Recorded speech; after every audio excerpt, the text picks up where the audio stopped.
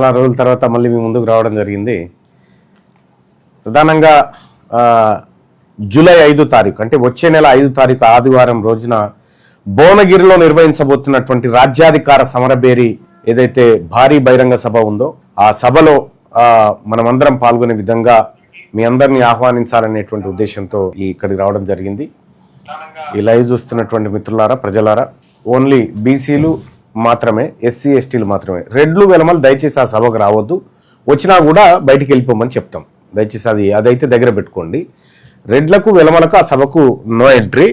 Only బీసీలకు, మా సోదర కులాలైనటువంటి ఎస్సీ ఎస్టీ మైనారిటీ సోదరులకు మాత్రమే ఈ సభలోకి ఆహ్వానం ఉంటుంది. అది ఆ క్లారిటీతో ఉండండి. మమ్మల్ని పిలిచిరు కదా అని చెప్పి పుట్టుకుని ఉరికొచ్చారు, మీకు లేదా జాగ లేదు, మేము ఇచ్చే అవకాశం కూడా లేదు. ఆ కార్డులు కూడా కొట్టిస్తున్నాం. ఆ కార్డులు కూడా సభకు రావద్దని, మా సభకు రావద్దు అనేటువంటి కార్డులు కూడా కొట్టించి పంపిస్తాం, కావాలంటే మీకు గుర్తు చేస్తాను. సో అట్లా మీరు ఆ గీతలో ఉండాల్సిందిగా రిక్వెస్ట్ చేస్తూ ఉన్నాం. తెలంగాణ రాజ్యాధికార సమరబేరి ఏదైతే నిర్వహిస్తా ఉన్నామో దానికి సంబంధించినటువంటి ఆహ్వాన పత్రికలు మా బీసీ నాయకత్వానికి, మా ఎస్సీ సోదరులకు, ఎస్టీ సోదరులకు, మైనార్టీ సోదరులకు అందరికి కూడా ఆహ్వాన పత్రికలు పంపించడం జరిగింది. ఈ సభకు చాలా ప్రాధాన్యత ఉండబోతా ఉంది.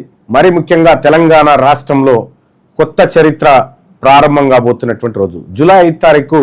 ఇదే జూలై నెలలో 4 తారీఖు దొడ్డి కుమరయ్య గారి వర్ధంతుంది. ఇదే సభా వేదిక, ఇదే ప్రాంగణంలో గద్దర్ది ఒక పాట, అమ్మా తెలంగాణమా ఆకలి కేకల గానమా అనేటువంటి పాట ఉందా, ఆ పాటను మొట్టమొదటిసారిగా గద్దర్ అక్కడే ఆలపించాడు.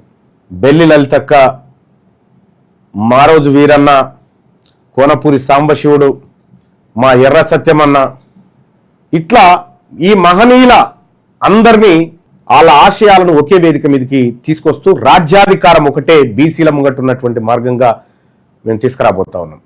సో కాబట్టి అందరికి కూడా రెడ్లు వెలమలు తప్ప మిగతా వాళ్ళందరికీ కూడా ఈ సభకు సగౌరవంగా ఆహ్వానిస్తా ఉన్నాం. ఈ సభను ఒక కొత్త తరహాలో, కొత్త ప్రపంచంలో ఇప్పుడున్నటువంటి టెక్నాలజీకి అనుగుణంగా ఈ సభ నిర్వహించాలని చాలా పకడ్బందీగా ఏర్పాట్లు చేస్తా ఉన్నాం. దానికోసం తెలంగాణ రాజ్యాధికార పార్టీ రాష్ట్ర నాయకత్వం, జిల్లా నాయకత్వం అందరూ కూడా ఎక్కడికక్కడ వర్క్లోకి దిగిపోయినారు. వాళ్ళందరికీ కూడా వాళ్ళు పడుతున్నటువంటి శ్రమ ఏదైతే ఉందో వాళ్ళందరూ కూడా మనందరినీ ఒకటి చేసేటువంటి కార్యక్రమాన్ని చెప్పి గుర్తుంచుకోవాల్సిందిగా కోరుతా ఉన్నాం. ఇక వార్తల గురించి కూడా 1-2 మాటలు చెప్తే, ఇది మెట్రో విస్తరణ గురించి ఒక వార్త చూసిన. అసలు మెట్రో విస్తరణ టేక్ ఓవర్ చేయడమే తప్పు. ప్రభుత్వం టేక్ ఓవర్ చేసినా మెట్రో ఓడు నాకు చేత కాదని మధ్యలో వెళ్ళిపోతుంది. కాబట్టి ఆ రోజు ఆంధ్రప్రదేశ్ ప్రభుత్వానికి ఎల్ఎన్టీకి మధ్య కుదిరినటువంటి ఒప్పందం ఏదైతే ఉందో ఆ ఒప్పందం 3711DO ఏదో ప్రకారం వాళ్ళు మధ్యలో వదిలేసి వెళ్ళిపోతే వాళ్ళు ఫస్ట్ పెట్టిన పెట్టుబడి యోద్ధాలకు, వాళ్ళు బ్యాంకుల నుంచి తీసుకొచ్చినటువంటి అప్పులు ఏవైతే ఉన్నాయో దాంట్లో 90% మాత్రమే ప్రభుత్వం భరించాలి, 10% ఎల్ఎన్టీ వాడు భరించాలి. ఇది నిబంధన. ఈ నిబంధన పెట్టుకొని వానంతర వాడు మధ్యలో వెళ్ళిపోతుంటే వానికి మొత్తం పైసలు చెల్లించి వాడు సేఫ్గా బయటపడేటట్టు ఒక కుట్ర జరుగుతూ ఉంది. ఇక దానికి ఇతర రాష్ట్రాల్లో ఉన్నటువంటి మెట్రోలతోటి ఆడైతున్న ఈడెందుకు అయితే అసలు కిషన్ రెడ్డిది, రేవంత్ రెడ్డి డ్రామా ఏందో తేలాలి. ఈ డ్రామా ఏందో తేలాలి, వీళ్ళు ఆడుతున్న నాటకాలు ఏందో తేలాల్సినటువంటి అవసరం ఉంది.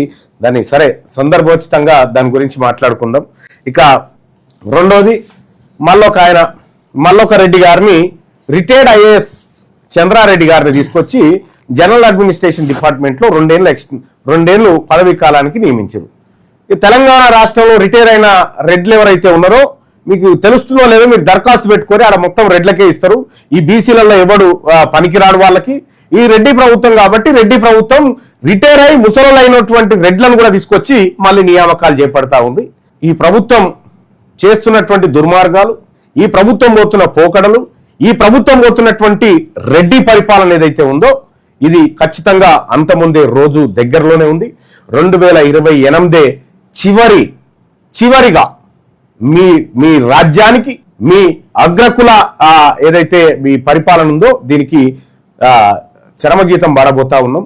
బీసీలు 2028లో అధికారంలోకి రాబోతా ఉన్నాం.